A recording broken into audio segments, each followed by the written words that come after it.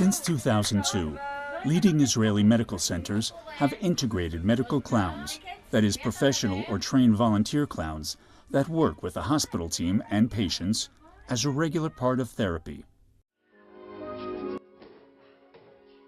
The trend started after the 1988 movie Patch Adams, when medical facilities in many Western countries started featuring clowns as a therapeutic but not widely accepted tool. What is going on here? I would say that we've really seen an explosion of the penetration of medical clowning into medical institutes in the last 6 years. But Dr. Nathan Charney of Jerusalem's Shaarei Tzedek Medical Center says medical clowns work a lot with the patients who are receiving chemotherapy while they're waiting for treatments, while they're actually having treatments, and sometimes just while they're waiting in the waiting room. One example of how they help is 10-year-old Elchanan Blach, a cancer patient at Tel Aviv's Sourasky Medical Center. He's being treated at the pediatric oncology ward of the Dana Dweck Children's Hospital. Elchanan's in a painful, wearying fight against bone cancer. So far, it's been a 4-month battle for him and his family, who must travel several hours each way for his weekly chemotherapy treatment. And his battle is far from over. But organizations in Israel that train medical clowns, like Simchat Halev, are helping Elchanan through the painful treatments. One of the clowns is Adele Raymer.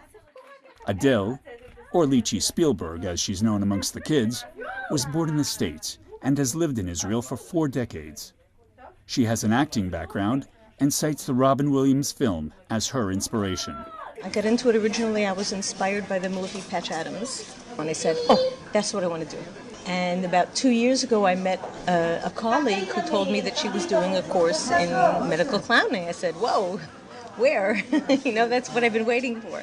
And so that's how I got into it, basically. One's used to coming to hospital with thinking that the primal emotion you're most likely to be touched with is going to be anxiety and fear. But if we can bring warmth and humour and the ability to laugh together, because often these performances are in a hall with multiple people being treated together, that becomes a joining experience and a very human experience. When I put on the red nose, I'm not Adele, I'm Lichi Spielberg. It brings me to childhood. You just put on the red nose and it does it. You don't have to do anything. It does all the work for you. Even though her village has come under rocket fire from Gaza militants innumerable times over the last decade, she's proud that Israel treats Gaza and West Bank Palestinians at its hospitals, like Dana Dweck in Tel Aviv. That's the way it should be. If only it were that way all the time with, every day being able to do that with each other, then maybe there would be less animosity and war. And I mean, these kids have nothing to do with it, And I think it's wonderful that there is this opportunity for me to have some sort of a connection with these people who I know live on the other side of that fence, someplace. Alex Gruber teaches Simchat Halev's clown school and specializes in acting and psychodrama techniques. Today it's a special day because they put the red nose the first time, and now they say to the world, I love you. But medical clowning student Moshe Kahan points out that the essence of becoming a clown isn't about the face paint, red nose, or costume. It's an effort. The concept, as they've explained it to us, to try to connect with the child that's in yourself. And as you get older especially, it gets maybe more difficult to do that. And so today's lesson is an intensive acting class in teaching that inner child to express himself in his own special language. Gibberish. Tzipi Ben Eliezer was inspired by a medical clown who spoke at her school. It was amazing to hear his stories and to see her in action and to see everyone laughing. And it's something I want to do. I guess it's something I feel like I should do, make people happy. And we, especially now in Israel, where we're unfortunately in the place of terror, happiness is what people need. Alex tells Shinwa about a little boy he met on his rounds one day who had become withdrawn and unresponsive during cancer treatments. But when Alex turned him into a brave knight with a balloon sword and crown, and ordered him into battle to protect the princess from the dragon, I'll eat you, princess. And then he sat up and said, no, I, D'Artagnan, will protect her. Then he began waving his sword, stabbed me, and shouted, touché.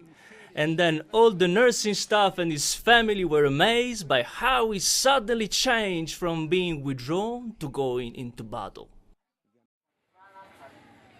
For Adele, getting into character means the connection between the clown and the patient has nothing to do with the person and the patient. Usually. This is a serious interview, okay. Yes, well, sometimes you just have to, forget that you are you and they are they, and you just have to see the silliness. We don't talk about their illnesses. We don't say, how are you? We don't say, what are you here for? Like, it's completely to take them for a few minutes out of the situation of sickness and in hospital and to take them someplace else. So we don't touch on that at all, and it doesn't get personal ever. But sometimes even clowns cry. Sometimes there's sad cases when you come and you realize that the kid that was here last week isn't here anymore. But as they say, the show must go on.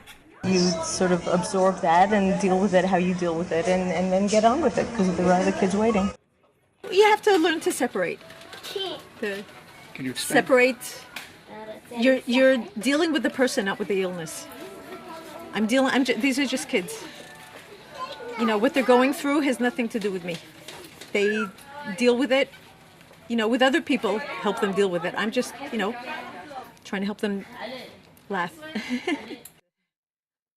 Adele's partner is Carmen Matias of Tel Aviv. For Carmen, this is what makes me feel good and makes them feel good. It's something that you do for people and for yourself. Especially in the hospital, it's very, very important to make people smile because they are stressed and don't feel good and everything. So I think this is the best place to make people happy.